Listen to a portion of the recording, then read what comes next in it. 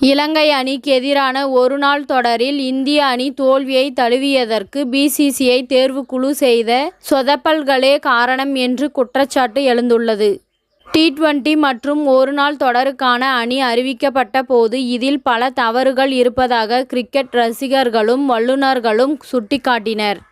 ஆனால் அதை எதையும் கேட்காமல் தாந்தோன்றித்தனமாக அஜித் அகர்கரும் கம்பீரும் கைகோர்த்து கொண்டு ஒரு மோசமான அணியை தேர்வு செய்தார்கள். அணியின் சீனியர் வீரர்களான விராட் கோலியும் ரோஹித் சர்மாவும் வெளிநாட்டில் தங்கியிருந்தார்கள். விடுமுறையில் இருந்தவர்களையும் நீங்கள் இந்த தொடரில் பங்கேற்றுதான் ஆக வேண்டும் என வலியுறுத்தியதை அடுத்து விராட் கோலியும் ரோஹித் சர்மாவும் வந்துள்ளனர்.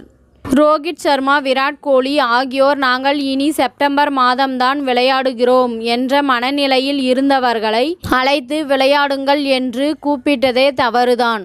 தற்போது 2 சீனியர் வீரர்களும் வந்தும் இலங்கையிடம் இந்தியா மண்ணை கவ்வி இருக்கின்றது. இது இருவருக்குமே மிகப்பெரிய மானக்கேடான விஷயமாக இது பார்க்கப்படுகின்றது. இதனால் இளம் வீரர்களை பயன்படுத்தி இந்தியா தோற்றிருந்தால் இது ஒரு பிரச்சனையாகவே ஆகியிருக்காது.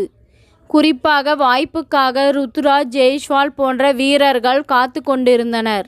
ஆனால் ஒருநாள் அணியில் சஞ்சு சாம்சன், ருத்துராஜ் ஆகியோர் சேர்க்கப்படாமல் தேர்வுக்குழு மிகப்பெரிய தவறு செய்திருக்கின்றது.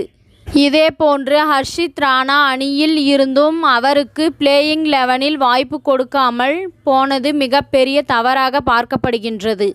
தேர்வுக்குழு செய்த இந்த குளறுபடியால் தான் இந்திய அணி தோற்று இருப்பதாக கிரிக்கெட் வல்லுநர்கள் கருத்து தெரிவித்துள்ளனர். இனியாவது சாக்குப்போக்கு சொல்லாமல் சுழற்றுப்பந்து வீச்சை நன்றாக எதிர்கொள்ளும் வீரர்களை அணியில் சேர்க்க வேண்டும் என்று ரசிகர்கள் கோரிக்கை விடுத்து இருக்கின்றார்கள். இத்துடன் இந்த செய்தி முடிவடைகின்றது. நன்றி, வணக்கம். மீண்டும் அடுத்த வீடியோவில் சந்திப்போம். மேலும் இதுபோன்ற சுவாரஸ்யமான தகவல்களை அறிய தமிழ் சிறை சேனலை சப்ஸ்கிரைப் பண்ணுங்க, ஷேர் பண்ணுங்க, லைக் பண்ணுங்க மற்றும் கமெண்ட் பண்ணுங்க.